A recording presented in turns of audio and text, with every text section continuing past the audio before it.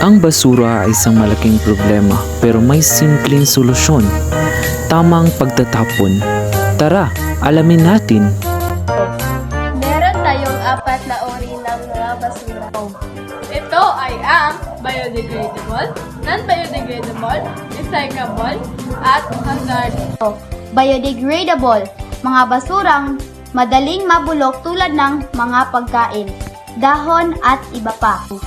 Non-biodegradable, mga basurang hindi nabubulok tulad ng plastic, bote at iba pa. Recyclables, mga basurang pwede pang magamit tulad ng lata, karton, magazine at iba pa.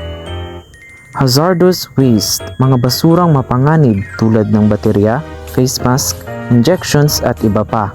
Ang wastong pagtapon ng basura ay simpleng gawain ngunit may malaking epekto sa ating kalikasan.